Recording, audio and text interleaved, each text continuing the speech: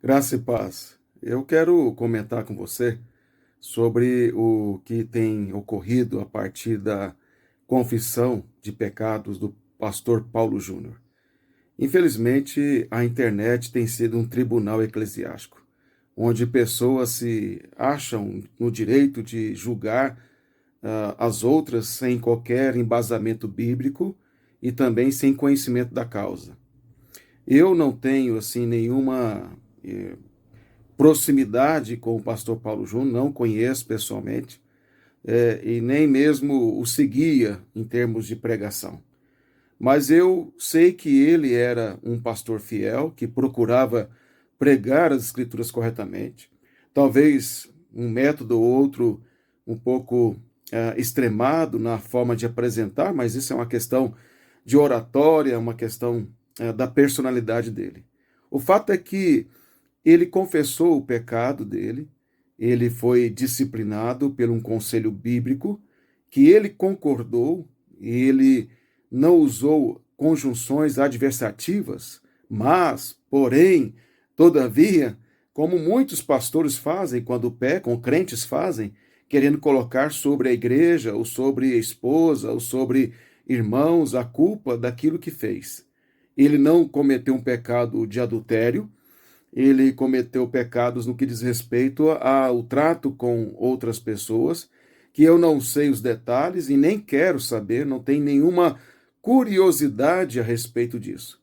Mas o que eu mais tenho percebido é que as pessoas querem saber, querem fofocar sobre o assunto, querem caluniar, e pastores de denominações diferentes, e alguns desses pastores que ele criticou, e criticou corretamente, têm utilizado da oportunidade para zombar dele.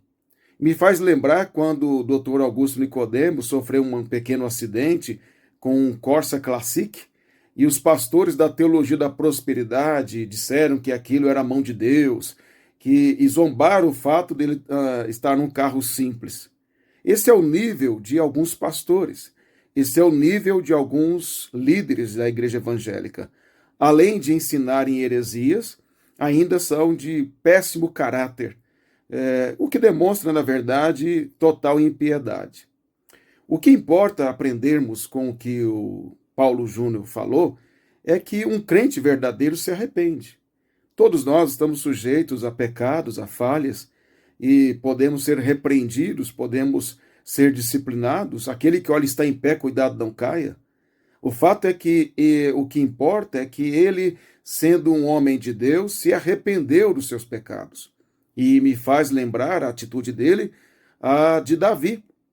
Quando o profeta Natã o exortou, ele estava com o coração endurecido, e, e quando Natã o exortou duramente, ele se arrependeu dos seus pecados e disse: pequei contra o Senhor.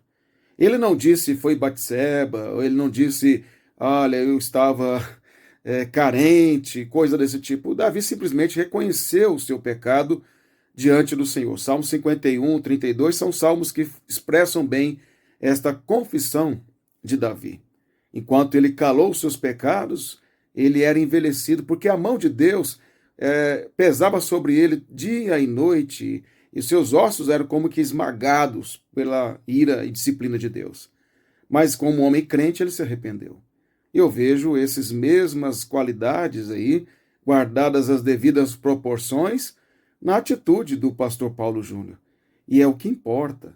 A disciplina, ela visa glorificar a Cristo, honrar a Cristo publicamente, recuperar o ofendido e causar temor na igreja. Infelizmente, não tem causado temor em muitos, porque muitos se acham acima do bem e do mal e querem atirar pedras. Aquela pergunta básica do Senhor Jesus: quem não tem pecado, atire a primeira pedra. Quem é que tem critério e caráter santo para acusar os outros? Nós temos que sim repreender uns aos outros, exortar biblicamente, como o conselho da igreja dele fez. Mas nós não podemos nos postar como sendo aqueles que têm toda a qualificação para ficar acusando, mesmo que o irmão tenha se arrependido. Ele se arrependeu, é página virada, agora é papel nosso como crentes orar por ele, pela sua família, pela igreja, para que Cristo seja honrado, seja glorificado e ele seja recuperado. Que Deus assim nos abençoe e nos ensine a partir dessa experiência.